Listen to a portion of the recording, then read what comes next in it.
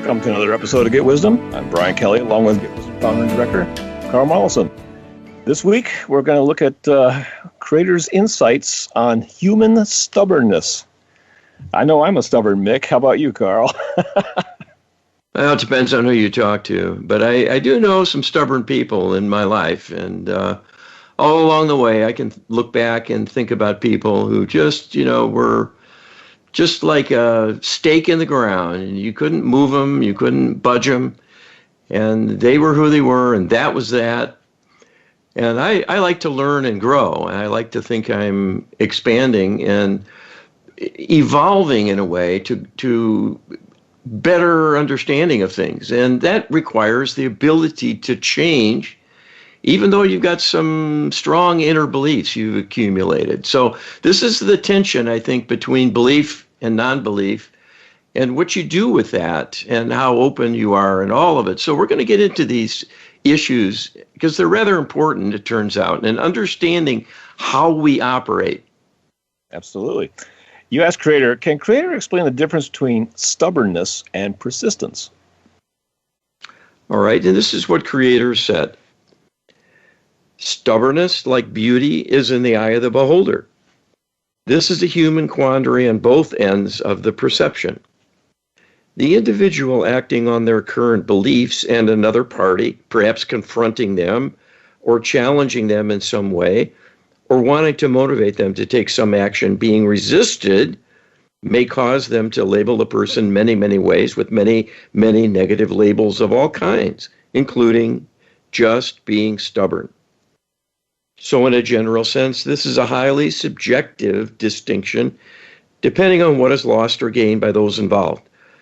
Indeed, there are many instances where inner beliefs, inner standards of conduct, and perceptions of moral imperatives might make a person quite disinclined to join a movement, to engage in activities being promoted by others and wanting their involvement, when seen as causing harm and simply wanting to bow out.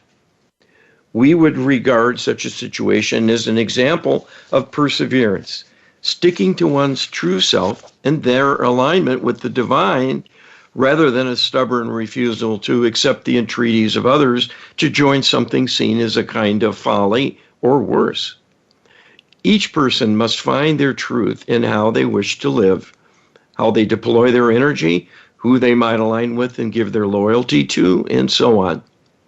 How strictly they stick to those predetermined standards is an aspect of perseverance that can be seen as stubbornness, particularly when it is out of date because circumstances may have changed. Humans are far from perfect because their life journey is not complete. Everyone is a work in progress, and everyone grows with depth and richness of character, as well as deeper and wiser accumulations of wisdom through life experience to inform the beliefs and the decision-making in response to outside influences. So these are the basic factors in play regarding this discussion. The level of sophistication, maturity, and wisdom, as well as overall divine alignment based on the latter, and the progress in the soul journey, the sum total of life experience, as well as the karmic underpinnings that predetermine vulnerabilities to inner weakness, manipulation, prejudice, negative thinking, and many other liabilities. This topic was selected because there's curiosity about the fact that, so many people we know just don't seem to change. They seem to have like the same opinions about everything that they've had for 25 years. Well, and it's often some sticking point that seems very simple and very obvious to someone prodding another person who won't give in. And what we just heard is there are a lot of factors in play. Yes. Making up who we are and how we respond to things. It's not a simple matter. It's very complicated. And there's a lot of well-entrenched prior foundation that's been laid. And that's not always visible, but it's down there. It's the underpinnings. Yes, and they are most difficult to overcome for sure. You asked Creator, We think of persistence as requiring discipline and commitment against compelling incentives to stop or stand down. While we think of stubbornness as an effortless commitment to an action or stance requiring discipline to change. What is Creator's perspective? And Creator tells us, we would say this is the contest between the individual and the collective of persons they interact with, and the potential differences in perspectives and beliefs about a circumstance. To be sure, there are people who have quite rigid views and whose first reaction might always be to say no. We would see that as a definite flaw in character that represents a kind of distortion. To always expect the worst of change and potential consequences, and not being open to new possibilities that could promote growth and add significantly to the life experience. The rigid naysayer closes themselves off from change, and this can be protective and represents inner persistence, but it is in effect a kind of prison that locks a person in place and will, in the end, prevent much growth from taking part in life, many times when it can be done with little personal risk and much to be gained, to try out new things and interact with people as a compatriot, at least for a time, to gain more awareness of what they might be about and learn whether they truly are inviting participation in something that will further expand their awareness and be a good thing. A stubbornness that refuses to try anything new or different can be quite stultifying and will be quite limiting to the individual. At the other extreme is a person who is prone to throwing caution to the wind, who will be up for anything, willing to try whatever someone suggests. Such individuals have a kind of need for excitement, a sort of thrill-seeking in which novelty is stimulating, even as it might be somewhat stressful. They are like adrenaline junkies who thrive on taking inordinate risks because then they feel really alive. Leaning in that direction is not necessarily wrong or even harmful.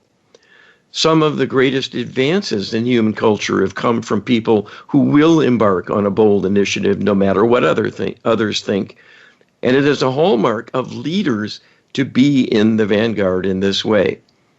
In that sense, they are showing a perseverance in their embracing of new thoughts and possibilities, and not letting themselves be guided by or constrained by those stubbornly resisting a new initiative. So what needs to be included in the discussion here is a question of flexibility. Many people who are stubborn exhibit that behavior as a consequence of inner rigidity. So everything is a question of balance. Persistence can be stultifying and life-limiting, even though it might be protective.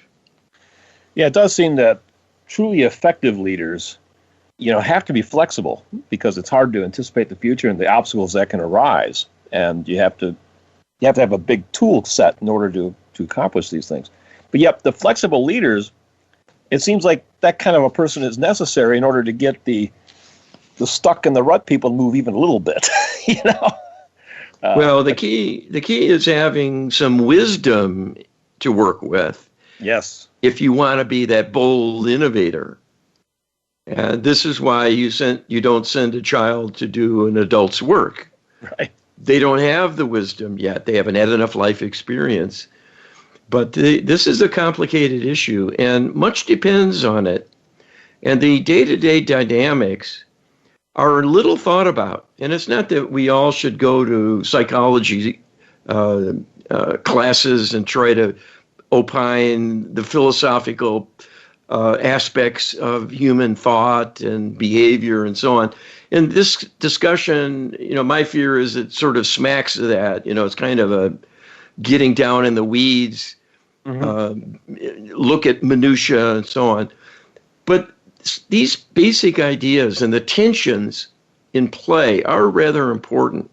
And you can go through your whole life without really examining what it's really about and how you are interacting with the opportunities that come your way.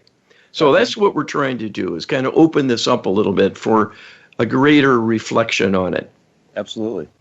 You ask creator, stubbornness is often observed when opposing authority of some kind. We especially see this in children when they resist parents, teachers, and siblings. What is the principal cause of this? All right, and creator tells us what you are truly observing in cases like your example of defying authority is bringing to bear oftentimes emotion of some kind. Many times people are reacting to emotion as they go about their lives, and that colors things, and it will influence judgment as well. So there may be a difference between the decisions people make from a state of calm reflection and a state of mind where they are experiencing heightened emotions, feeling pressured, and reacting to the stress. Under such circumstances, stubbornness to resist an influence that part of the self is seeing as a danger can be prudent.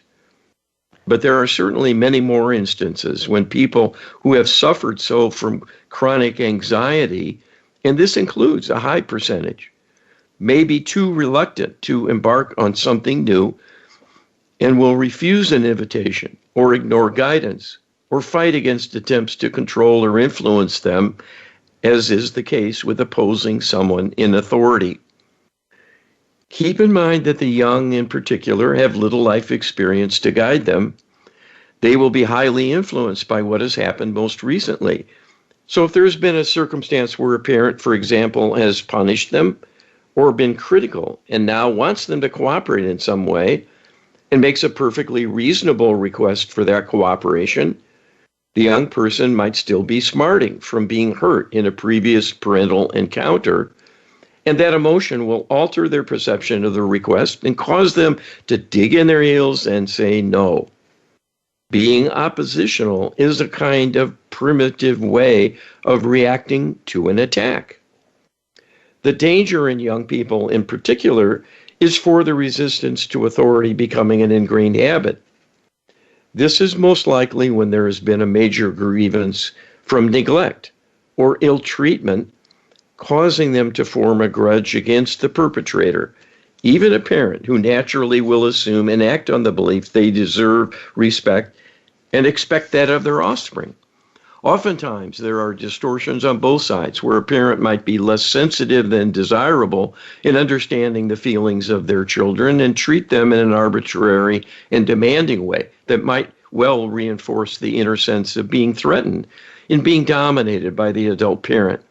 This is why there needs to be a good balance in the tone and conduct of parents always to be respectful to their children. In a sense, they deserve the same respect as an adult because their inability to understand and fully appreciate the parent's perspective, lacking as they do in adult experience and wisdom, does not mean they need harsh treatment to always force them to obey. We would say they actually need greater leeway and latitude and understanding on the part of the parents to put themselves in their children's shoes and understand they will have a harder time cooperating because they may well feel things much more keenly than one would expect. And what seems simple and straightforward to the adult might be highly stressful in a dire turn of events to the child. Even having to stop play to attend to a necessary duty or circumstance is highly distressing and is seen daily with infants and young children at bedtime, when it seems like the greatest of tragedies, being asked to, in effect, stop living, if only for the sleep time. So we like this question because it gives an opportunity to talk about the differing perspectives in many life situations and to teach that there are always opportunities to learn from pausing to consider the perspectives of the other party when there is a disagreement about stubbornness being perceived. This would go a long way to helping people find ways to reach a compromise and to negotiate more effectively with one another about their desires and avoid making snap judgments to characterize and label other people.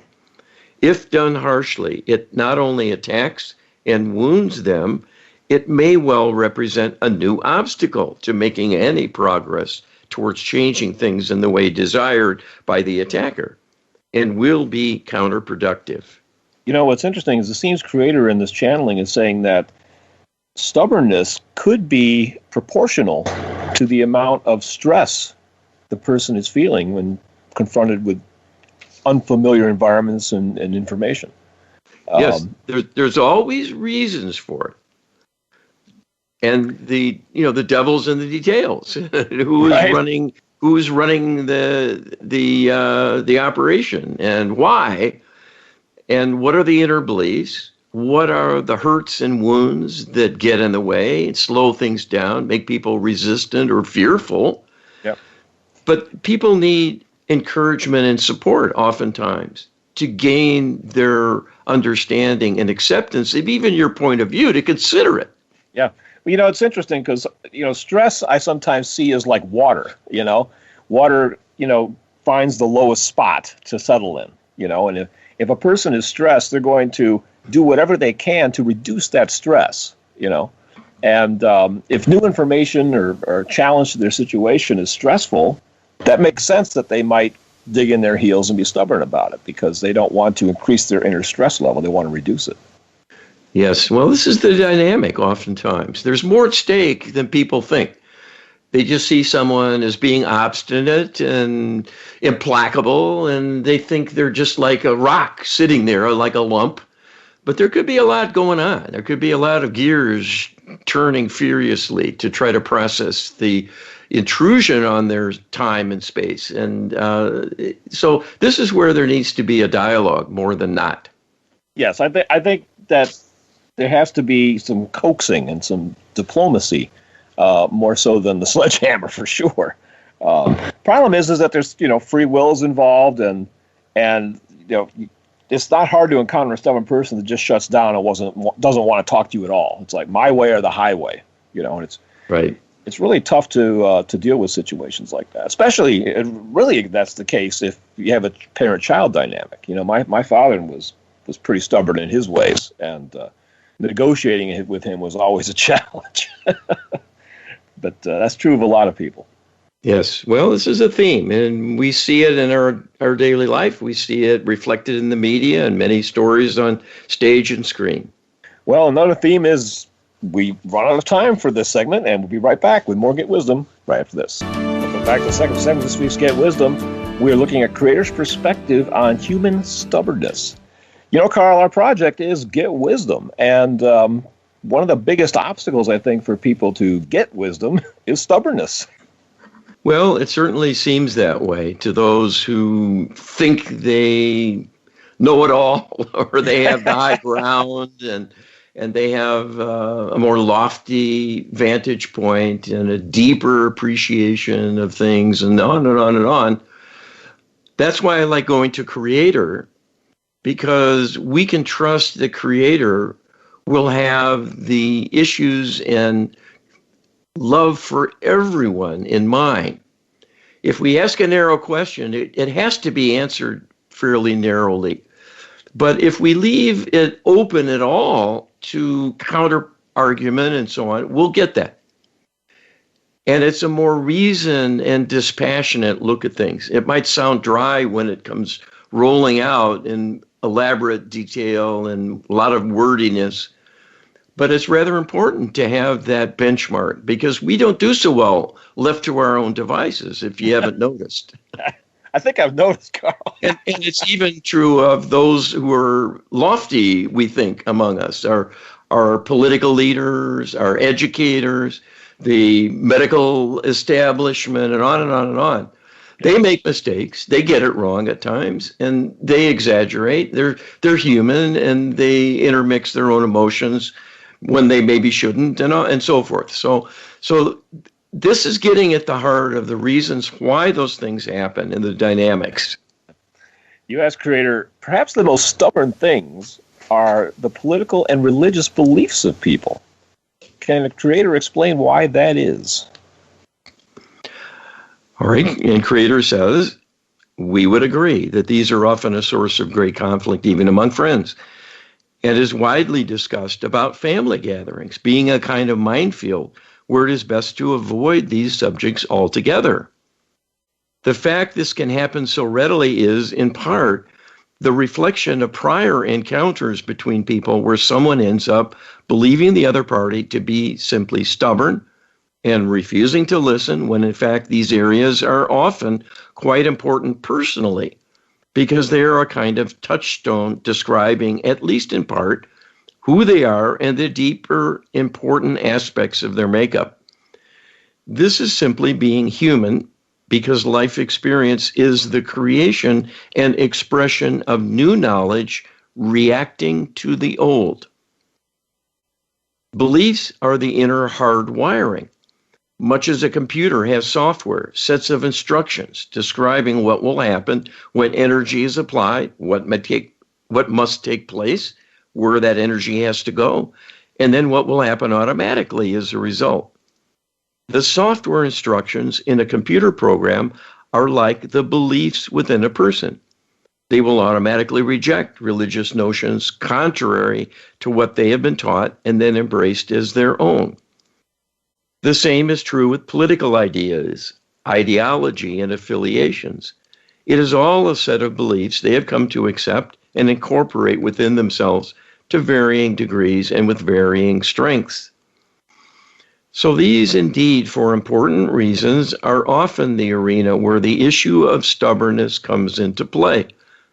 And again, rigid adherence to an ideology not believed by others may well be seen as stubbornness, whereas a fellow believer would see it as perseverance in the face of criticism. So such challenges to what are both viewed as many times being sacred arenas of thought and belief are heavily guarded against and will have consequences emotionally. And that ups the ante to engender stiff resistance, often without a logical basis that can be summoned.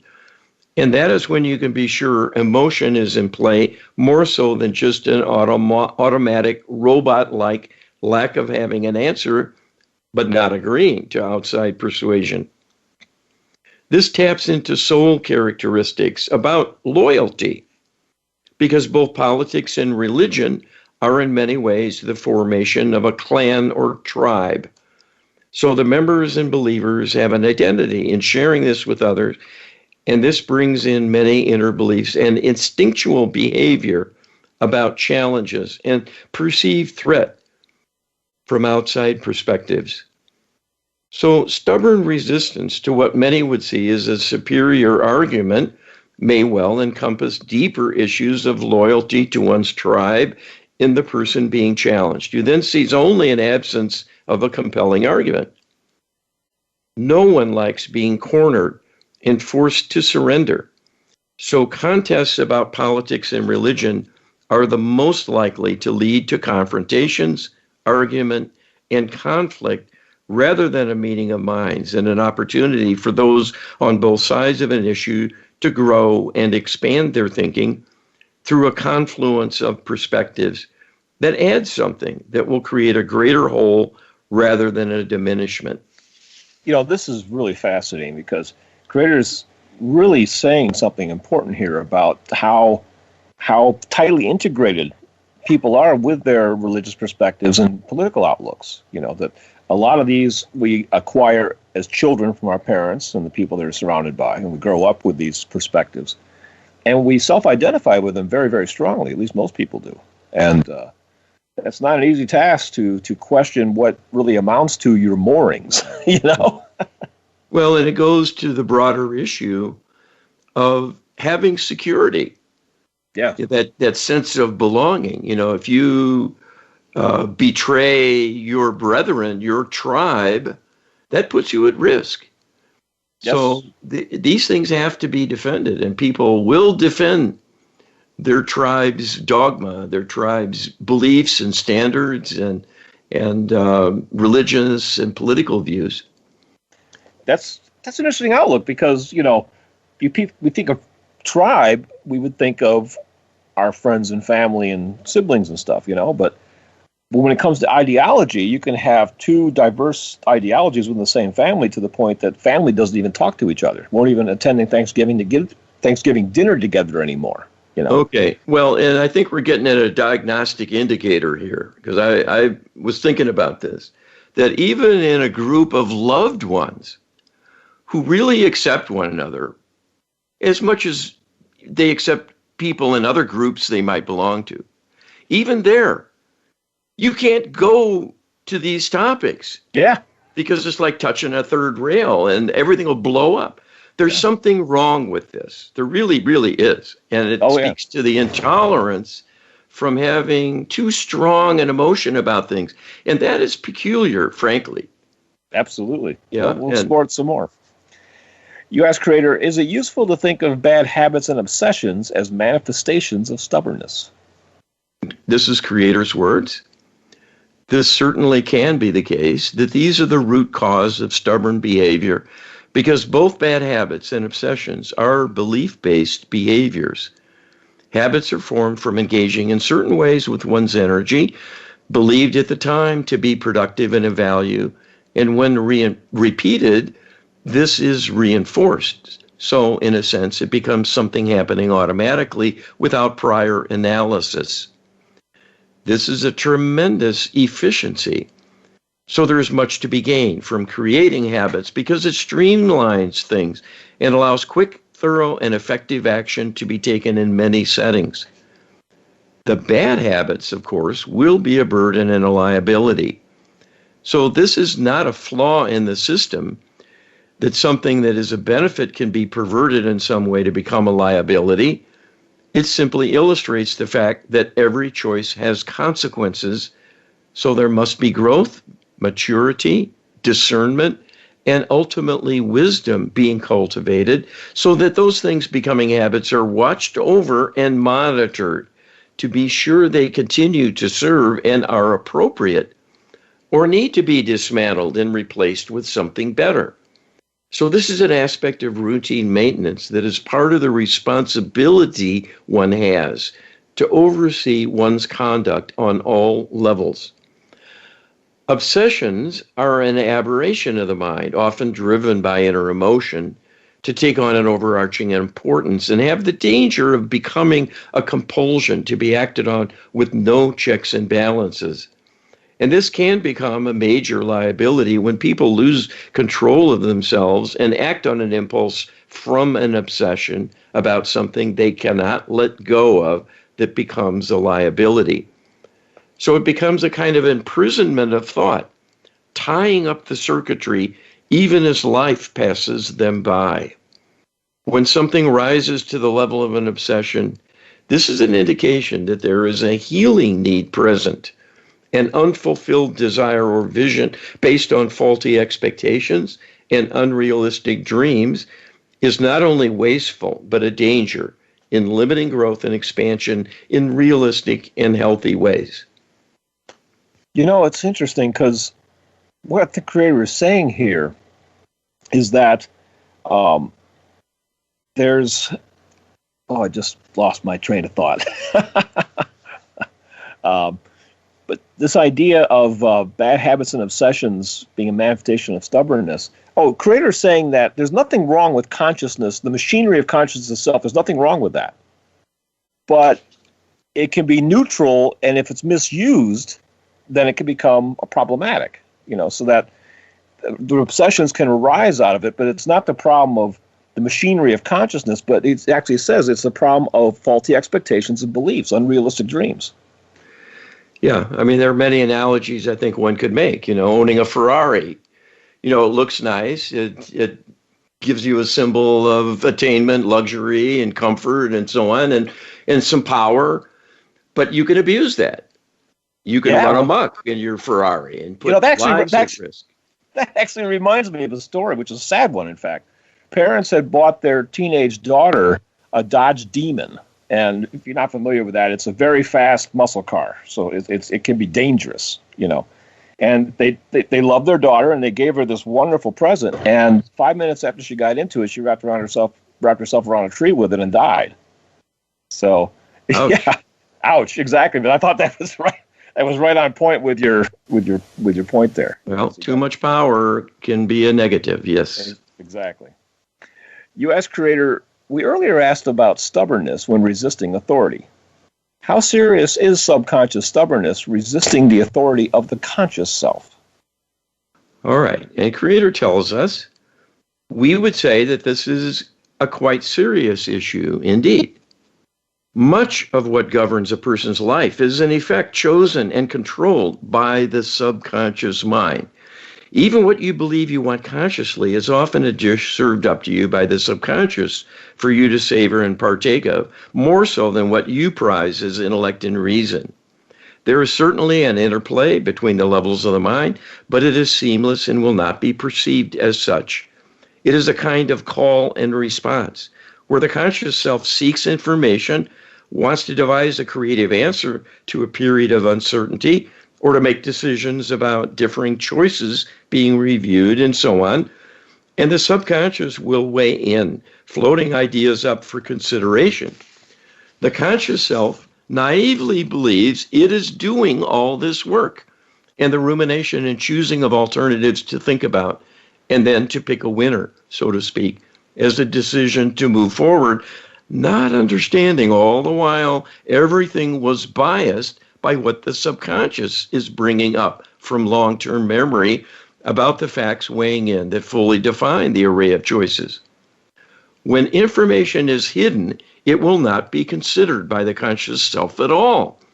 So what the subconscious self chooses to show the conscious mind is a significant form of inner bias, completely unappreciated by science, but will have much to do with how a person lives and who they are from day to day in their thoughts and feelings, as well as actions at all levels.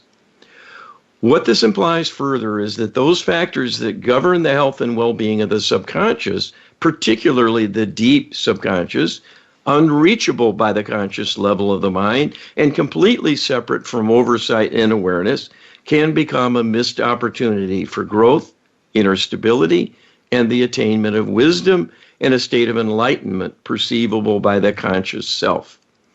Many people who are timid and remain on the sidelines in life are the victim of these kinds of inner ruminations and conclusions that life is to be feared, and for good reason. But the conscious mind has no clue why they are so anxious and why they feel the way they do, and in effect, sit on the sidelines rather than take the risks their deep subconscious is so afraid of. But the conscious self is unaware of in terms of the facts of the matter, and will be influenced heavily by the severe anxiety the inner conflict creates, and will be helpless to override the inner fear in choosing what to many is a stubborn refusal to join the party. You know, this really gets at what my own perceptions of the contest that people have with inside of themselves. You know, the subconscious is we've learned from this project is trying to, look out for danger and send up signals in the form of intuition, feelings, sometimes stress and anxiety, to kind of warn you that, hey, we're going into a dangerous area here. But the subconscious can't always understand the context that you're in. So that feedback might be inappropriate. And so you can end up in this war with your own subconscious, Well, we all have a war going on like that, all of us. Exactly.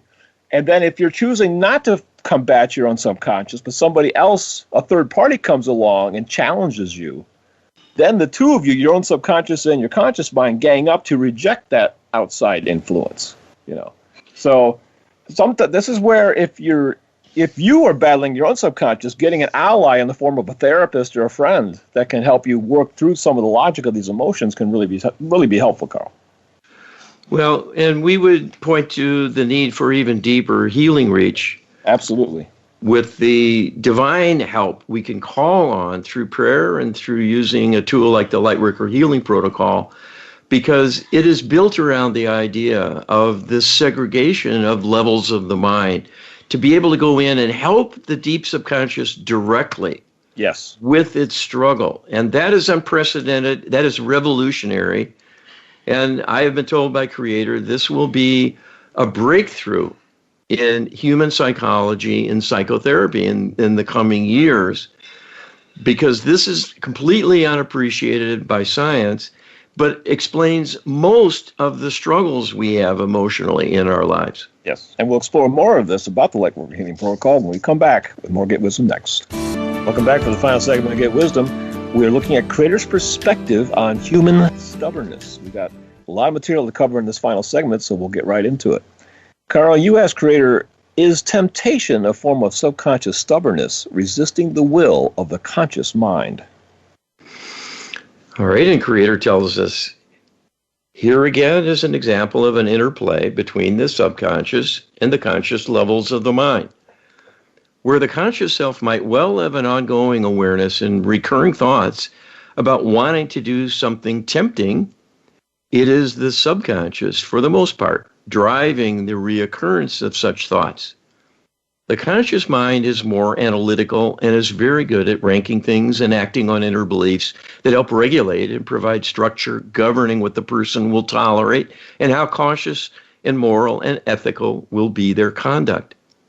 It is the subconscious, and often the deep subconscious, that may well harbor strong feelings about certain perceived opportunities and may be willing to throw caution to the wind in order to savor new delights and pleasures in a desperate seeking of something better, because it is so often mired in worry and concern for safety, as that is its imperative. But that does not mean it will not create a strong craving to bend the rules, to have something pleasurable in its existence.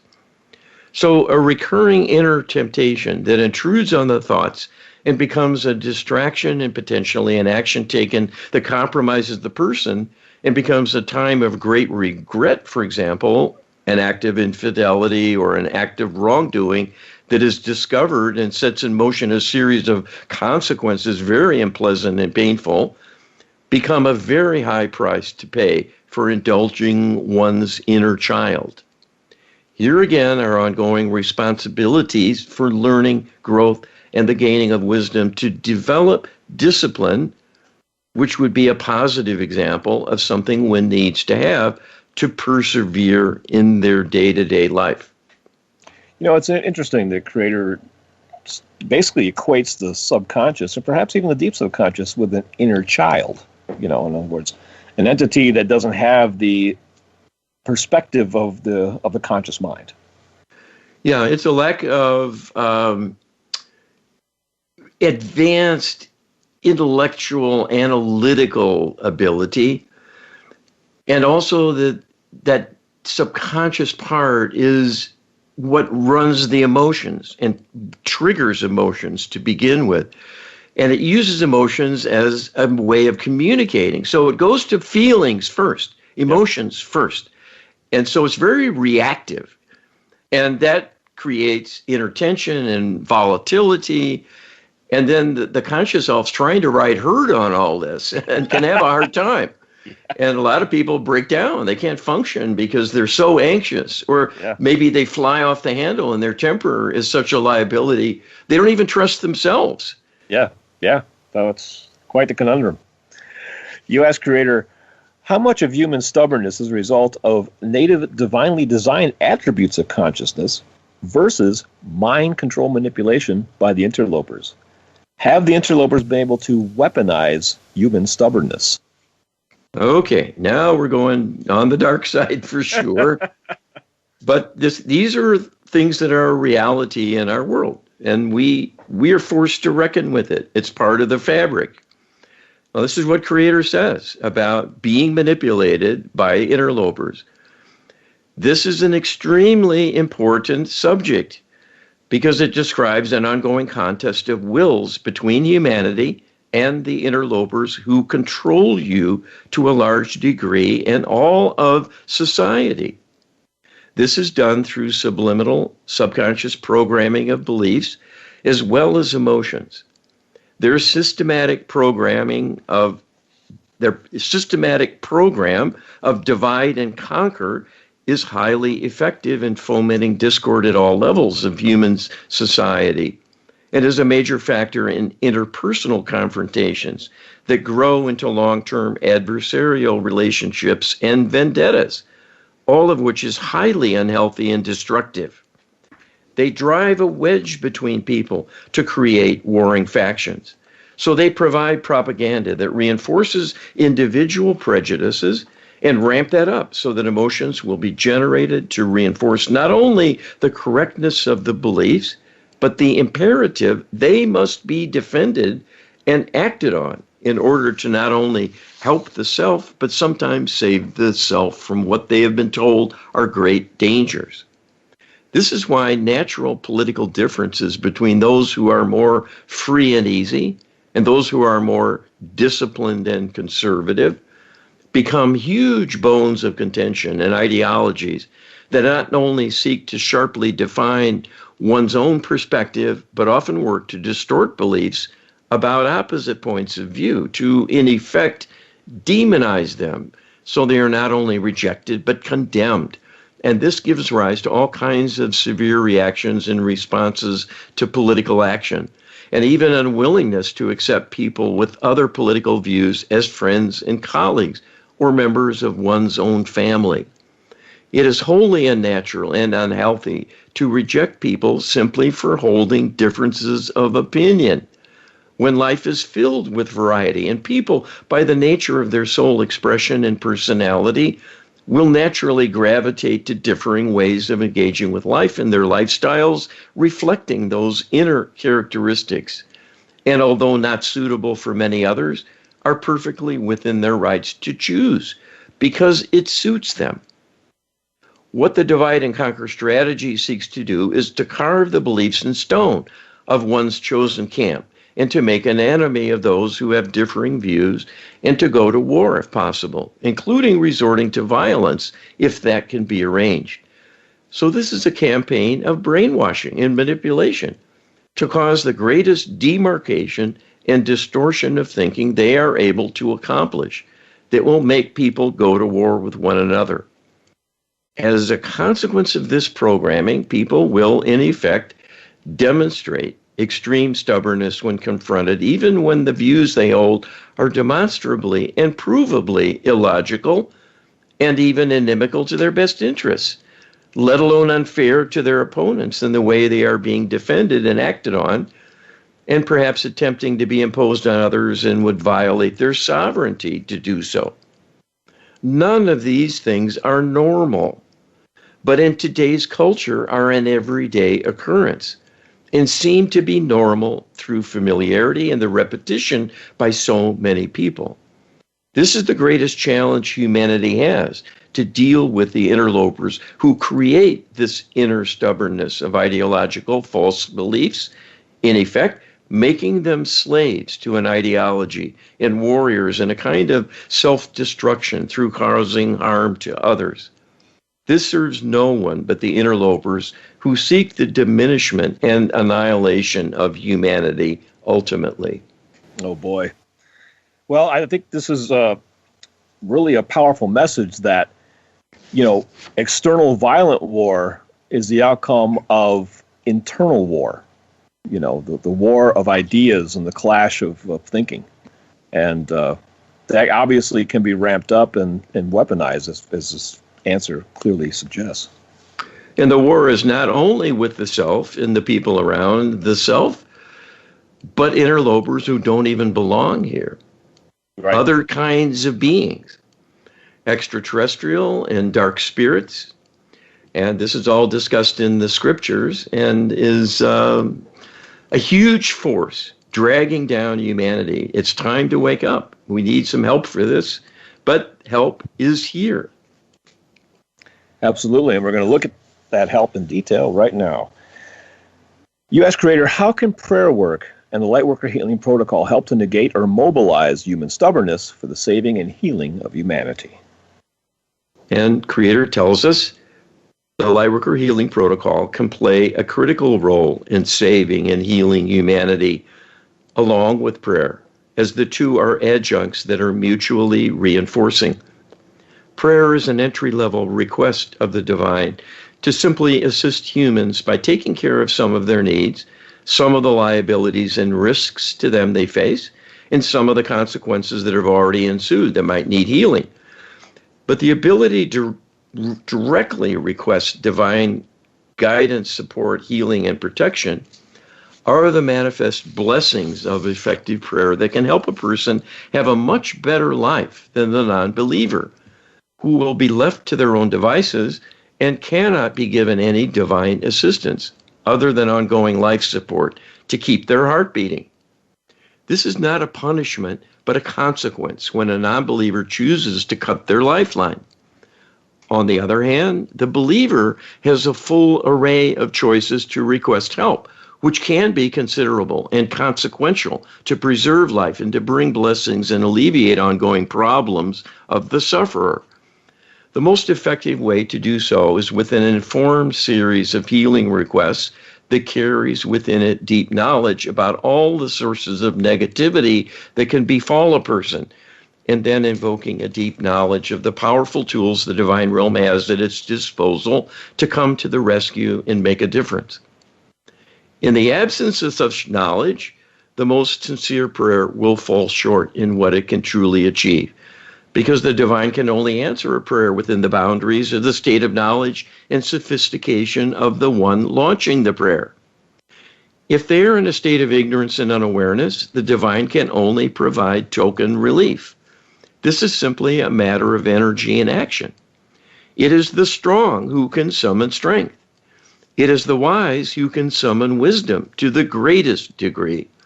This is the virtue of embracing a belief in the divine and cultivating one's belief to the fullest possible measure and adopting our wisdom to know thyself and to believe in yourself as well. Most of the things that plague humanity are a consequence of human ignorance and disempowerment done through interlopers manipulating you and through yourselves in choosing to give up on God and to give up on yourselves through feeling that diminishment is real and perhaps deserved and not expecting something more from yourself. All of these are shortcomings that are the result of inner woundings to the being, and this can affect all levels: mental, emotional, physical, and spiritual. The Lightworker Healing Protocol will benefit all levels of the being in the ways most appropriate to help a person move towards a state of inner balance that will be empowering, rejuvenating, and restorative of inner strength and capabilities, all of which raises a person up and will help carry them forward, and with all the energy they need to make their life a success and to reach their goals without undue stress and suffering that is needless. You can form a powerful team by partnering with the divine. We are always with you and always aware of everything that happens and all of your thoughts and feelings. But we can only participate in your life if we are invited. That is your responsibility to see to. If you ask, we will always, always answer you. Our love for you will never diminish. Whether you can feel the love and call on the love and act on the love and the wisdom it brings are choices for you to make. If you say yes to us, we can say yes to you. Most of the things that plague humanity are a consequence of human ignorance. That's the sentence that Creator just provided in this channeling. And there's two things, obviously to overcome human ignorance means being open to new information, new experiences, but the inner resistance is not necessarily easy to break down with just outward looking. You need help from like the Lightworker Healing Protocol and prayer work to get divine intervention to really help heal that inner resistance. And that's what this is all about. Well, how many people are really even praying every day? Yeah. Not many. For Less every guidance, day. yeah, guidance, support, healing, and protection. I mean, this is desperately needed by all of us, whether we realize it or not. And most people are being duped and misguided and misdirected and dumbed down and dimmed down and addicted to their screens, and they don't think much about much of anything and just sort of roll along, very complacent, unperturbed, even though they might not like something. Then they move on to something else and forget about it all and don't think there's anything they can do. That's a big mistake. There's a lot you can do. Absolutely, because it's not a level playing field. We desperately need to reach out to a higher power because it's not much of a contest otherwise. We really need the help. Yeah. Well, there are dark forces that have us in their grip, and they toy with us, but it can get worse than that if we let it. So that's Yep. why we're here, to help awaken and inspire people to return to the divine. It doesn't cost you anything, and it will help your life in so many, many ways. Absolutely. Get the information on the Lightworker Healing Protocol at getwisdom.com/LHP. That's getwisdom.com/LHP. We are out of time once again. Thanks, everybody. Appreciate it. Be well.